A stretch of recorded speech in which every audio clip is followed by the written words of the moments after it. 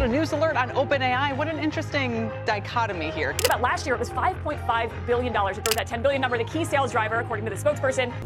សួស្តីអ្នកនរគ្នាដំណឹងក្តៅសម្រាប់អ្នកដែលស្រឡាញ់នឹងតាមដានព័ត៌មានរបស់ AI តើអ្នកនរគ្នាដឹងទេថា OpenAI ដែលជាក្រុមហ៊ុននៅពីក្រោយ ChatGPT ដ៏ល្បីនោះកាលពីខែធ្នូឆ្នាំ2024ពួកគេមានចំណូលប្រចាំឆ្នាំរហូតដល់ $5.5 ពាន់លានដុល្លារប៉ុន្តែឥឡូវនេះចំណូលប្រចាំឆ្នាំរបស់ពួកគេបានហក់ឡើងដល់ $10,000 លានដុល្លារហើយនេះវាគឺជាការកើនឡើងលឿនមែនទែនដែលត្រឹមតែប្រហែលខែសោះចំណូលកើនឡើង7ទ្វេដងនេះបង្ហាញថា AI កំពុងតែរីកចម្រើនខ្លាំងយ៉ាងឆាប់រហ័សហើយមនុស្សម្នាកំពុងតែប្រើប្រាស់វាយ៉ាងទូលំទូលាយតើ